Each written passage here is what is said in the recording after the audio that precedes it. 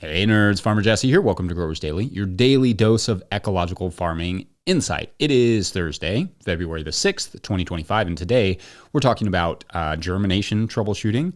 I give my advice on buying a walk-behind tractor and what you're going to do when the snow comes for you or your gardens. It's pretty corny. I'm going to keep it. So let's do it.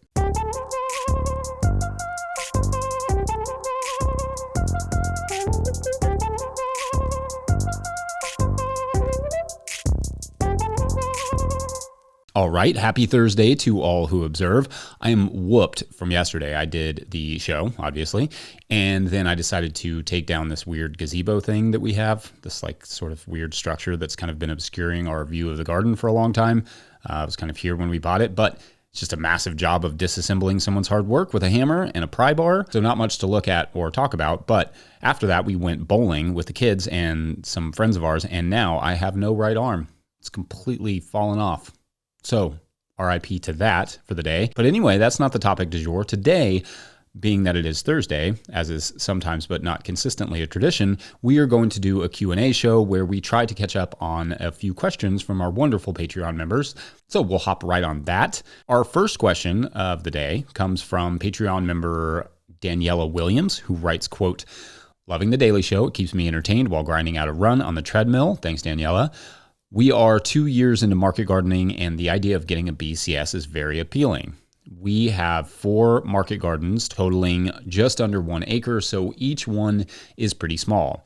Using a tractor isn't practical most of the time. I went to the BCS site to get an idea for cost and was overwhelmed. So many base tractors to choose from, and then the large array of attachments.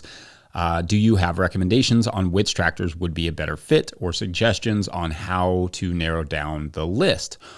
And are there any attachments you'd recommend to get? Good bang for the buck, or stay away from, not worth the investment, or surprisingly useful?" End quote. Love it. Great question and questions, Daniela. For the uninitiated, BCS means it's a brand of a walk-behind tractor. And in the name of full disclosure, BCS is often a sponsor of our work. We did buy a BCS and pay for the whole thing on our own before they were a sponsor, so it is also something with which I understand the daunting investment. I should say from the outset that this purchase will come down to a lot of what your systems are, and I will discuss that presently. But the first thing that stands out about your question is that you have 4 market gardens totaling less than 1 acre. So I'm assuming here that you either have a single property with 4 different plots, or you have maybe more of an urban farm where the plots are separated. If the plots are substantially far apart, a BCS can work, but it may be a lot to lug around on a trailer or whatever from spot to spot. Having a good mower at each spot and a tilter would cost you less money and be significantly easier to move around. Now, if they are all relatively near each other, like on the same plot where you don't have to load and unload the tractor every time, then a BCS or Grillo walk-behind tractor makes sense. All right, so your implements will determine what size of walk-behind tractor you're going to get. So I would start with the implements. Some implements require a bigger motor.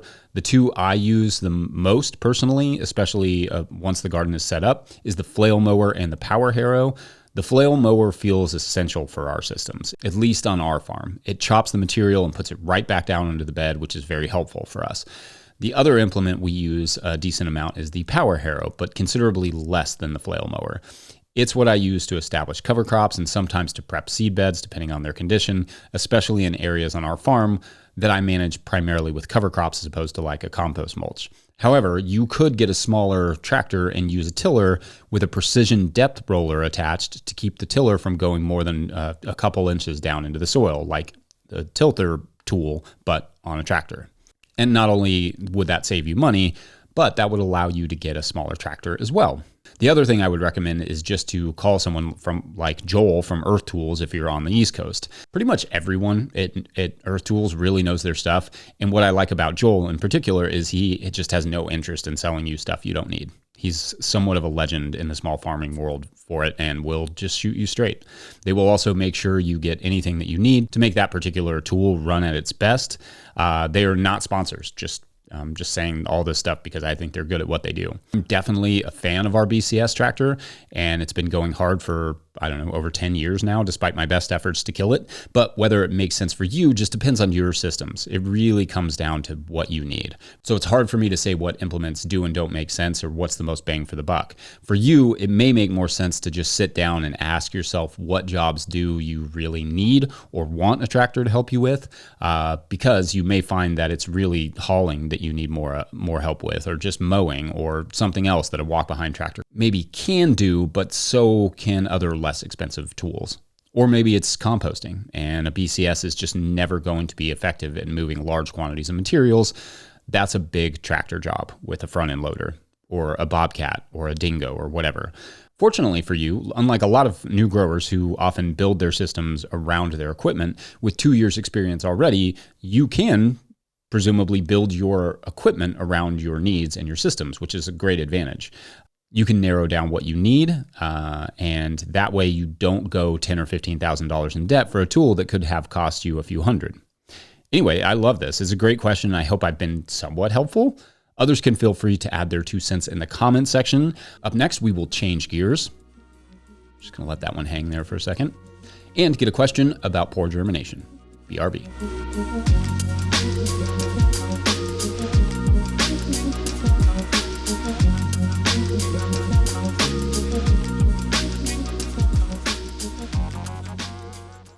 Today's episode of Growers Daily is brought to you by GrowSmart. Curious if your soil will be ready for planting this spring? GrowSmart can help you find out with their at-home soil tests. They'll ship it right to your door. Just send it back with your prepaid shipping and you'll have your lab results in just 2 business days. Their reports are simple with tailored seasonal recommendations for fertilizers and amendments. Order now at growsmart.com and use the code DAILY for 10% off. That's DAILY. Begin your soil prep now for a great spring with GrowSmart. All right, back to the show. I'm really proud of that pun I did there at the end. If you, the listener, are enjoying this content, getting even a small amount of value from it, consider supporting our work over at patreon.com/no-till-growers. I will try to get to questions from everywhere that questions come in, but I will always get to your Patreon questions now. Today's second Patreon question comes from Patreon member Tyler Quattrochi. I nail that one every time, Tyler, I know it. Who writes, quote, "Love your work, longtime follower regarding the daily from 114, which, to remind the listener, was about soil blocks and our lost relationship to fire. But I think in this particular case about soil blocks, and I'll link it in the show notes if you want to go back and listen. Anyway, Tyler writes, I have had a heck of a time with germination ever since I switched to cell blocks, which I assume is soil blocks, particularly, but not exclusively on the mini blocks, 3/4 inches. I love the quality and resilience of the plants that I do get, but I just don't understand what I'm doing wrong. I start seeds indoors on a wire rack in the basement, constant temps around 68 degrees. I mist them with a pump sprayer 1 to 2 times a day after they are sufficiently moist to start. There is a box fan on low and the rack is covered with an old comforter to keep it from getting below 65 degrees. If I add a dome or a heat mat, I get temps over 80 degrees and can't find any in between. I also try starting trays on top outside of the wire rack with a dome and no light until my first sprout or 2 and then move inside. I am lucky to get 50% germination. I use a mix of compost, peat, sand, 40-20-30, and have lastly tried store-bought bag mix, potting mix, to eliminate issues with my compost. And the seeds are mostly from Johnny's, stored in an old cigar chest, no humidifier. End quote. Okay, so great questions. I imagine that germination will come up a lot this spring. Also, others can feel free to chime in here in case I missed something.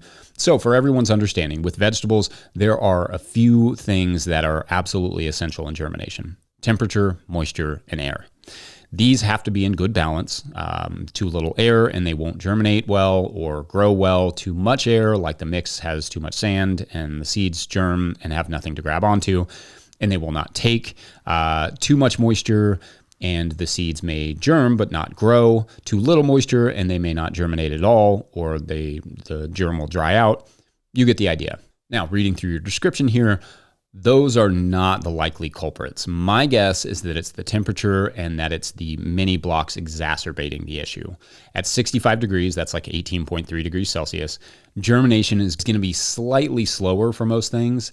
At over 80 degrees, 26.6 degrees Celsius, depending on the crop, it may not happen at all. Lettuce, for instance, does not like to germinate at temps above 75 degrees Fahrenheit. That's 25.5 degrees Celsius.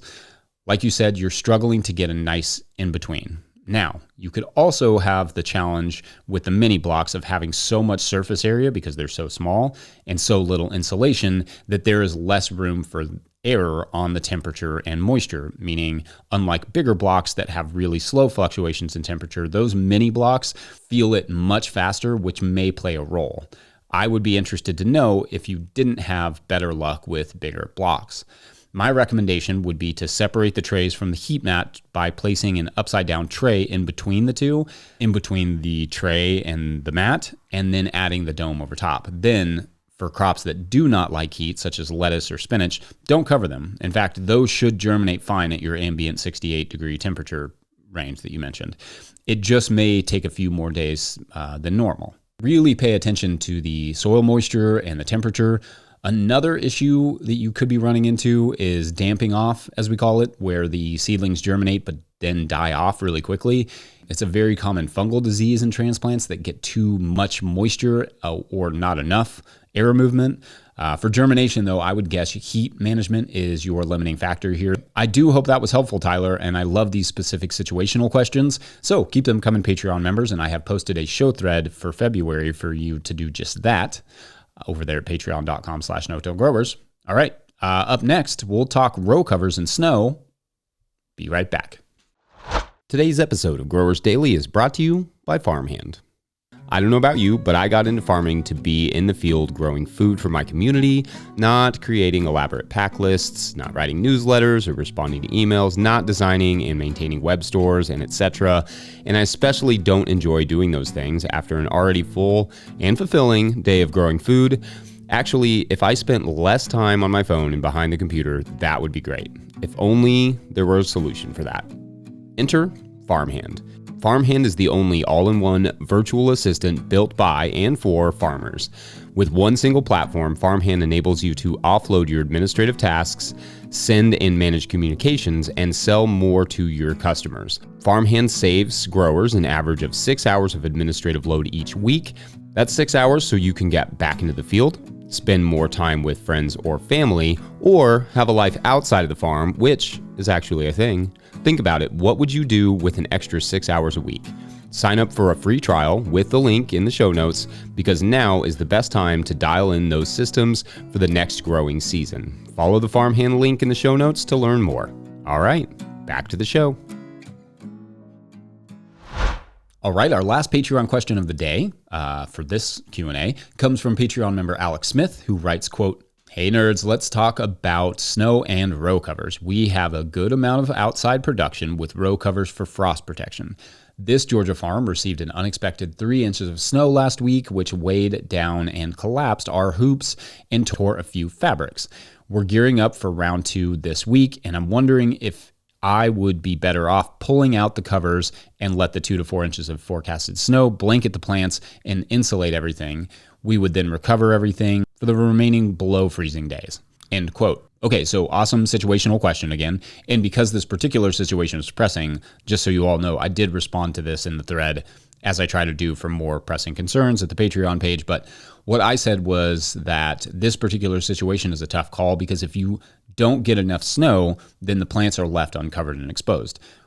What I suggested was that I would go with leaving the cover on personally, but if you feel confident, and by that I mean the forecasters feel confident in the snow, then taking it off would work. The challenge with a situation like this is that the row covers could become so weighed down that they crush things like kale or lettuce, and it won't recover that easily. But if you leave the row covers off, well, the plants could die, or at least get burned heavily from the cold, especially if they don't get enough insulation from the snow.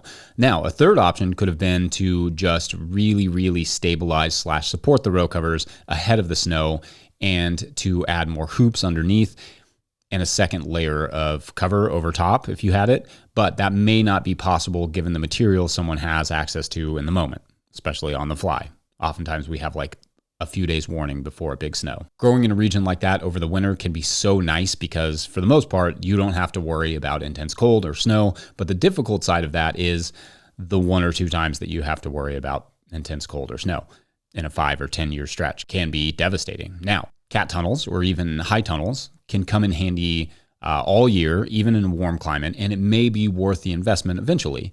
Then the open areas, the non-covered areas of the field can be more dedicated to crops like spinach, which don't care about the snow and can handle being smushed a little bit for a couple days with a heavy row cover. Also, it may be worth investing in some stronger hoops for next year, or just more of them and making sure the low tunnels are really, really tight and well secured. The nice thing about tunnels versus low tunnels, however, is that a caterpillar tunnel is something that you can literally walk through and harvest inside of. For a low tunnel, there's nothing you can really do once the fabric is frozen to the ground. It will just rip when you try to pull it up. Sometimes managing these uncommon scenarios is about assuming they are going to happen and building that into the budget. More covered space, better hoops, strong row cover. Preparing for the worst case scenario always feels like overkill, but the annoying thing is that it's the worst case scenarios that can cost you the most money. This is especially true in the winter when recovering from a crop loss is basically impossible in any short amount of time. So anyway, I hope, as always, that has been at least a little bit helpful. All right, I think that will do it for this Thursday. Before we go, I want to give one last shout out to the good folks over at Rimmel Greenhouses for making this possible. Whether you're growing tomatoes for market, flowers in the spring, or vegetables for your family, growing in a high tunnel protected from the weather provides the right environment for a harvest you can count on. Rimmel greenhouses are strong, durable, and easy to assemble, offering the quality you need to grow productively year-round. The team of experts at Rimmel Greenhouse Systems will be your trusted partners to ensure you get exceptional value from your greenhouse or high tunnel investment. Visit Rimmel.com today to get growing. That's RIMOL. Big thank you to all of our show sponsors. Huge shouts to Willie Breeding for the theme music and the team at No-Till Growers. Also shouts to Epidemic Sound for the background music that you are presumably hearing here.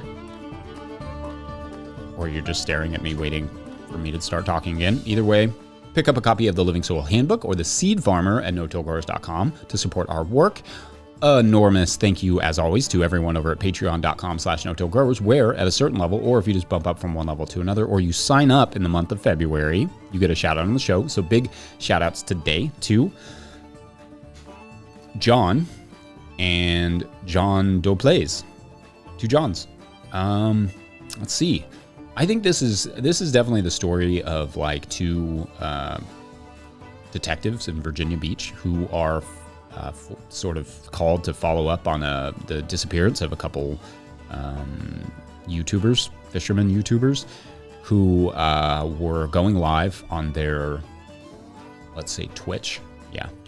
And they, I don't even know if you can go live on Twitch. I've never been on it. But let's assume in this world you can. And they're going live, and what happens is the last thing you see, or the viewer sees, is a pirate ship.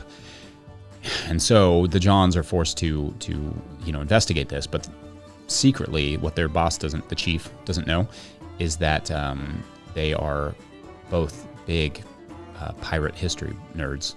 So it's actually pretty fun for them. So they take the case. I'll leave it at that. All right. Thanks for watching and or listening. Tomorrow is Feedback Friday, so make sure to get your feedback in. Otherwise, we'll see you then. Bye.